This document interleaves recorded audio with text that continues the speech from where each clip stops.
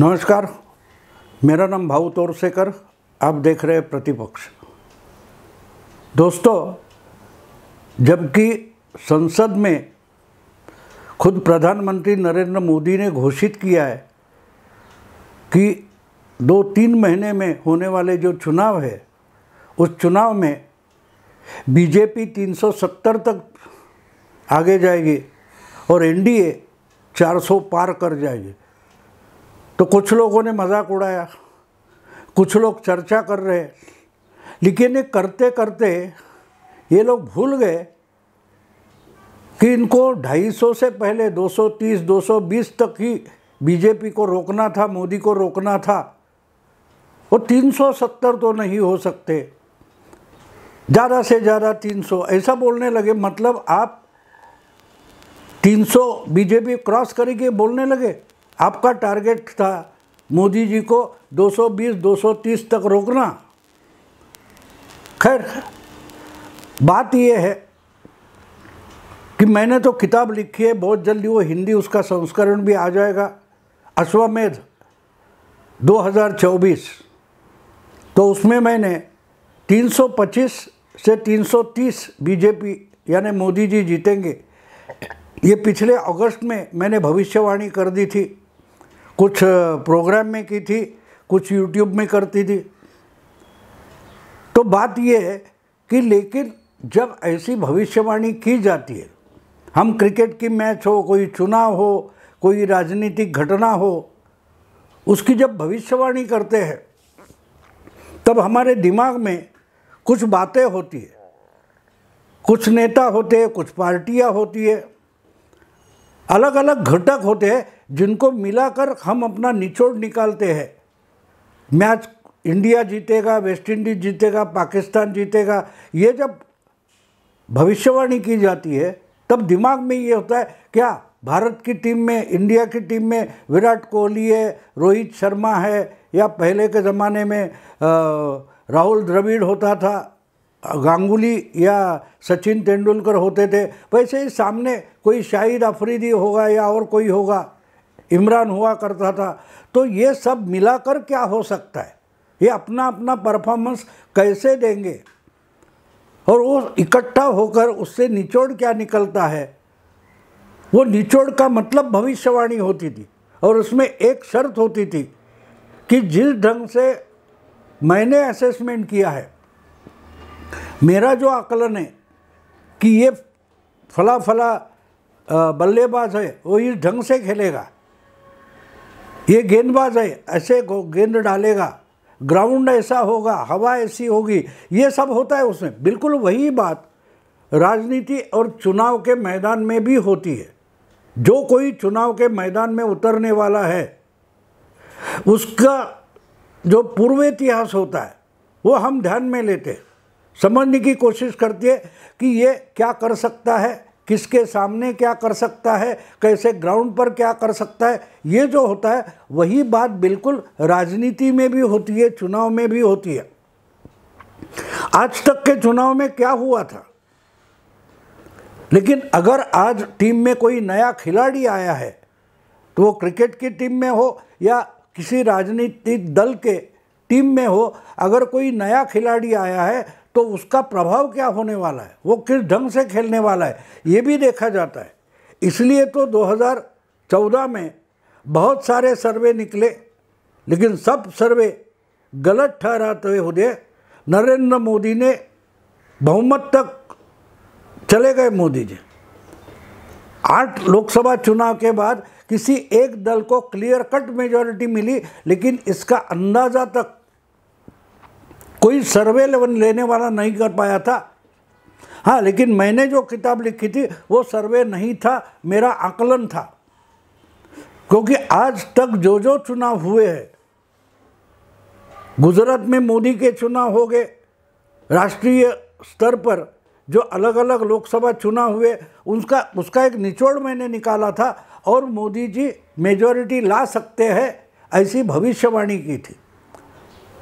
2019 में भी 300 पार करेंगे मोदी, ये भविष्यवाणी की थी। तो ये मैं मेरी किताब के बारे में नहीं बोल रहा हूँ। तो जब हम भविष्यवाणी करते हैं तो लोगों को अजूबा लगता है कि इसका अंदाज़ा इतना सही क्यों निकला कि 2014 में अगर बीजेपी मोदी जी को नेता बनाती है तो उनकी पार्टी के हाथ में सत्ता आ जाएगी, मेजॉरिटी आ जाएगी। ये आकलन भाऊत और शेखर ने कहाँ से किया था? तो वो आकलन वहाँ से आता है जब मैंने जो स्टडी किया है, अभ्यास किया है, उसी ढंग से अगर हर पार्टी उस चुनाव में काम करती है तो उसका परिणाम क्या हो सकता है, वो भविष्यवाणी मैंने बताई थी। अगर उसमें कुछ पार्टियां, यानी समझो कांग्रेस, अगर राहुल गांधी को अपना नेता नहीं बनाती, नरेंद्र मोदी की कंपटीशन में अगर राहुल गांधी को नहीं लाया जाता तो कुछ गड़बड़ हो सकती थी, मेरा आकलन गलत हो सकता था। क्योंकि मेरे आकलन में मोदी जी के सामने राहुल जी का चेहरा होगा ये पक्का था। जो गणित मैंने पेश किया था उस गणित में राहुल गांधी की एक अहम भूमिका थी। कहने का मतलब ये, और राहुल गांधी इस ढंग से राजनीति करते, इस ढंग से बातें करते, इस ढंग से भाषण करते, इस ढंग से वो अपनी रणनीति तय करते, ये पूरा आकलन था। तो मोदी जी के लिए राहुल गांधी कैसे फायदेमंद है ये मेरे समीकरण में आया था। अगर जिस ढंग से मैंने राहुल गांधी के बारे में आकलन किया था वो आकलन अगर गलत होता, यानी राहुल गांधी बिल्कुल उससे उल्टे बर्ताव करते, सीरियसली चुनाव लड़ते, तो शायद 2014 में भी मोदी जी इतना बड़ा सक्सेस पा नहीं सकते थे, ना कि मेजॉरिटी पा सकते थे। तो कहने का मतलब दोस्तों ये है कि पुराने ज़माने में या इतिहास में कौन किस ढंग से वर्तन करता है, बर्ताव करता है, क्या क्या कर सकता है, क्या क्या बोल सकता है, इस पर आधारित भविष्यवाणी होती है।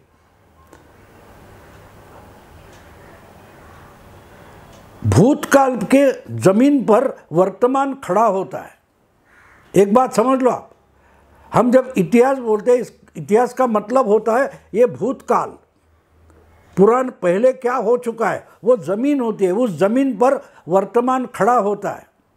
और अगर भूतकाल की ज़मीन पर पक्के पैर रखते हुए वर्तमान खड़ा होता है तो वही वर्तमान भविष्यवाणी में झेप ले सकता है, उड़ान भर सकता है। तो जो राजनीतिक आकलन होता है वो उसी ढंग से होता है। अभी आज मैं जो सब्जेक्ट बोल रहा हूँ वो ये है कि आज ही मैंने सुना कि अखिलेश यादव ने मान लिया है कि कांग्रेस के साथ उनका मेलजोल हो रहा है। यूपी के 80 सीटों के लिए इंडिया अलायंस, यानी जिसमें सिर्फ अभी अखिलेश और कांग्रेस पार्टी बची है, तो दोनों मिलकर सीटों का बंटवारा करेंगे और बिल्कुल करेंगे, गठबंधन हो जाएगा, हम दोनों में गठबंधन हो जाएगा। इसकी घोषणा अभी कांग्रेस की तरफ से नहीं हुई है, लेकिन अखिलेश ने एक प्रेस कॉन्फ्रेंस में पत्रकारों को बता दिया कि कांग्रेस और समाजवादी पार्टी का गठबंधन होने जा रहा है, पक्का गठबंधन हो जाएगा, कोई चिंता का कारण नहीं है। जब ऐसी बात होती है तो फिर से इतिहास में जाना पड़ता है, और बहुत पुराने इतिहास में अभी जाने की ज़रूरत नहीं। हम पिछले 1 महीने से जो कुछ चल रहा है उसका भी अभ्यास करें। राहुल गांधी की पदयात्रा मणिपुर से मुंबई तक निकली है।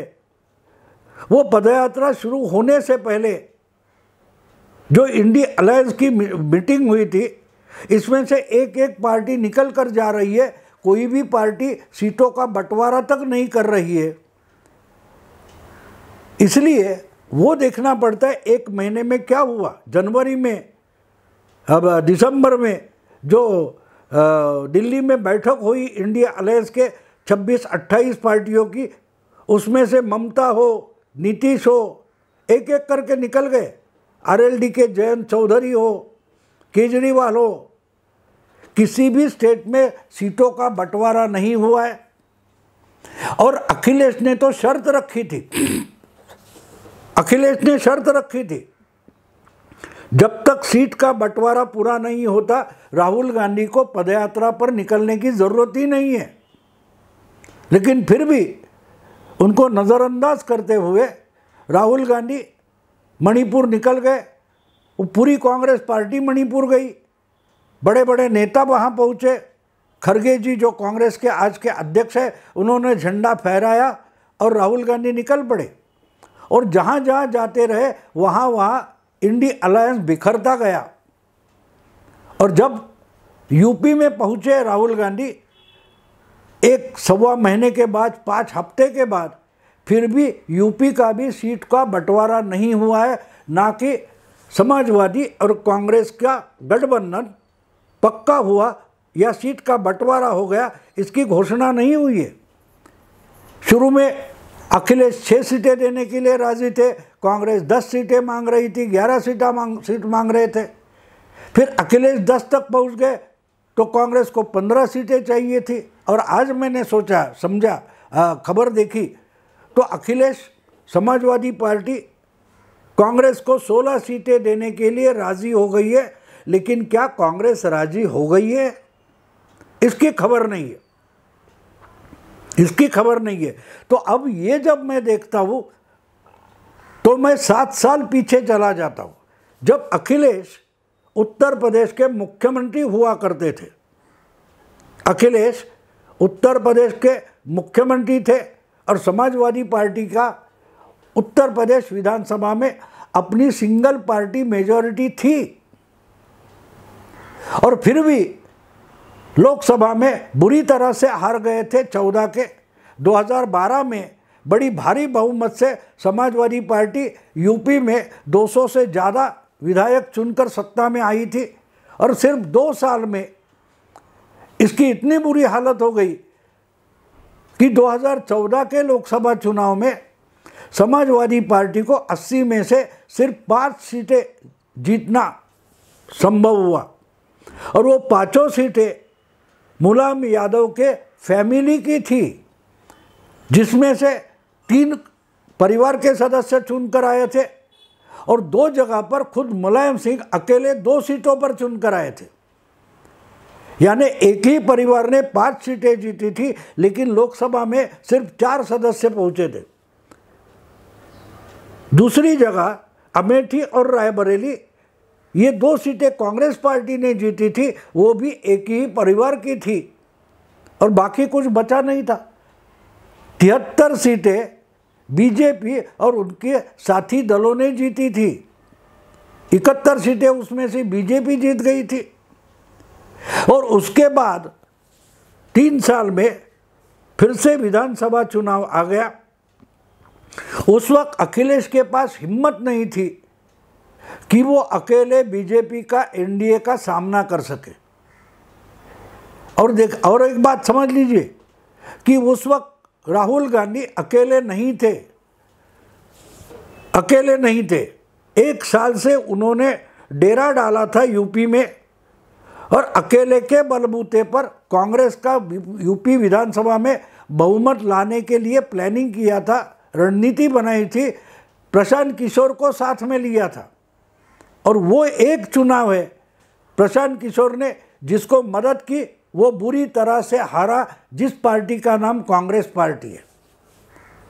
दूसरी बात है कि जो कुछ प्लान करते थे प्रशांत किशोर, उसका राहुल गांधी सत्यानाश कर देते थे।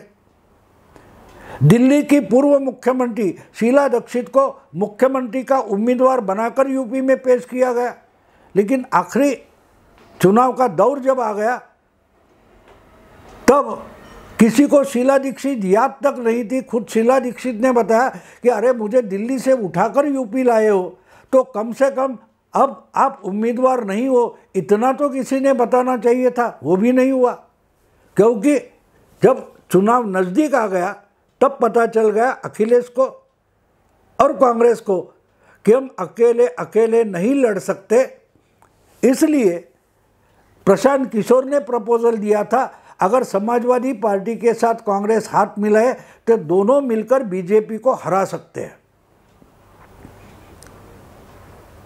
तो कांग्रेस का प्रपोजल चला गया अखिलेश ने मान लिया कि चलो भैया साथ में आकर लड़ते, मेरी भी ताकत घट गई है और बीजेपी तगड़ी हो गई है, तो अकेला नहीं लड़ पाऊंगा, तो आपसे हाथ मिला लेता हूं, सीट का बंटवारा करेंगे। लेकिन बात यह हुई कि अखिलेश ने बोला था कल ही मैंने पत्रकार परिषद बुलाई है, अगर राहुल गांधी उधर आ जाए तो उसी पत्रकार परिषद में गठबंधन की घोषणा करेंगे, सीट का आंकड़ा डिक्लेयर करेंगे। लेकिन राहुल गांधी पहुंचे ही नहीं।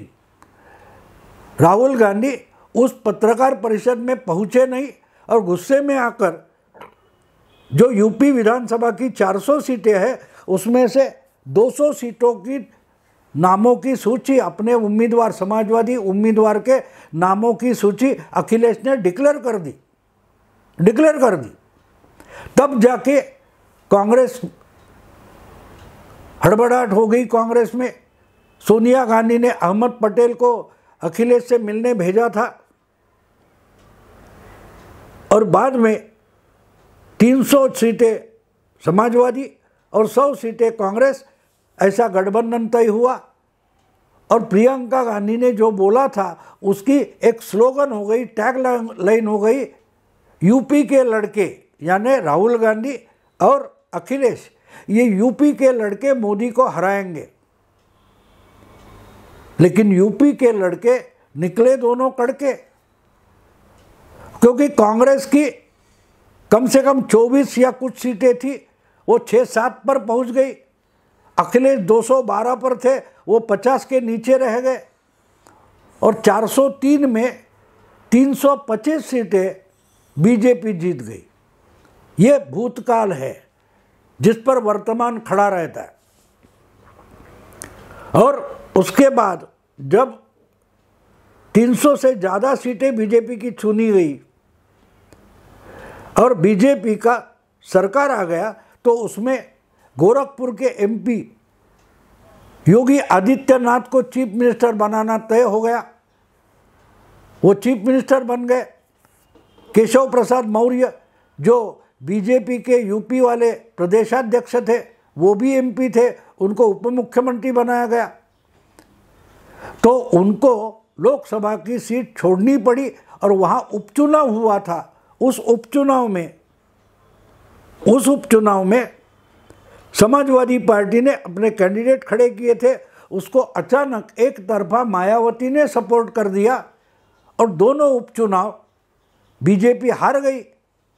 और वहाँ से मायावती और अखिलेश का गठबंधन शुरू हो गया, जिसको महागठबंधन बोला गया। और लोकसभा के लिए ये गठबंधन हो गया। उसमें आरएलडी भी शामिल थी। कांग्रेस की 2 सीटें 2019 में छोड़ी गई, लेकिन फिर भी 80 में से 63 सीटें बीजेपी ने जीत ली। उनका एक साथी अपना दल है, उसको एक सीट मिली। तो 80% सीटें, 80 में से 64 सीटें एनडीए ने जीत ली। अखिलेश और उनकी पार्टी 5 की जगह 5 ही रही। और मायावती को 2014 में 0 सीटें मिली थी, उनकी 10 सीटें आ गई गठबंधन होने के कारण। लेकिन आपको मालूम है, मायावती की पार्टी में मायावती छोड़कर ना कोई नेता है ना कोई कार्यकर्ता है। मायावती तो टिकट बेचती है, जो पैसा देगा उसको कैंडिडेट कर दिया था। और ऐसे 10 एमपी मायावती के खाते में आ गए। 2019 के चुनाव में ये हुआ था।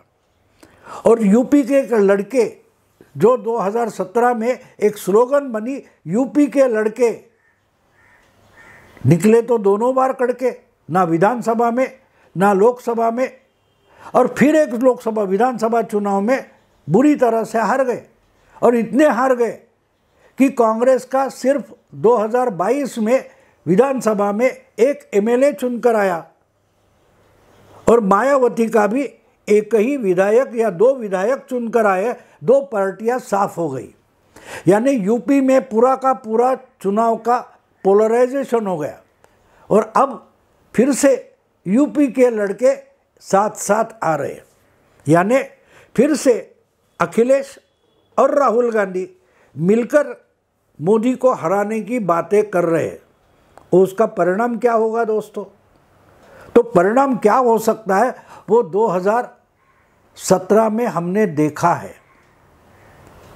भूतकाल इसलिए इम्पोर्टेंट होता है कि अकेले जब समाजवादी पार्टी 2022 का विधानसभा चुनाव लड़ी तो वो 49 या 48 से उठकर 125 सीटों तक पहुंच गई। लेकिन जब जब समाजवादी पार्टी अलायंस करती है तो समाजवादी पार्टी का बड़ा नुकसान होता है। मायावती के साथ जाकर नुकसान हुआ ना, एक सीट बढ़ी, मायावती का फायदा हो गया। कांग्रेस के साथ गई तो जो 212-15 सीटें थी वो 50 तक नीचे आ गई।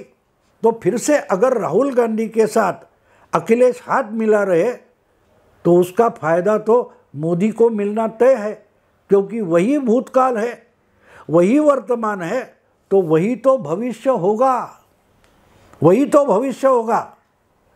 क्योंकि यूपी के लड़के जो दोनों हैं कड़के मोदी को हराने के लिए हाथ मिला रहे। तो आप सोचिए, मैंने आपके सामने भूतकाल, वर्तमान, इतिहास सब रख दिया, और जब ये इकट्ठा आते उनके साथ प्रशांत किशोर होने के बावजूद भी बीजेपी 400 में से 325 सीटें जीत गई। तो सोचिए आप क्या होने वाला है, क्या होने जा रहा है। अखिलेश ने राहुल से हाथ मिलाकर मोदी और शाह का काम यूपी के लिए आसान कर दिया है। शायद 80 में से 77-78 या पूरे के पूरे 80 सीटें बीजेपी जीत सकती है, और उसका श्रेय, उसका क्रेडिट यूपी के लड़कों को देना पड़ेगा। दोस्तों, अगर ये वीडियो पसंद आए तो लाइक कीजिए, शेयर कीजिए, सब्सक्राइब कीजिए। नमस्कार।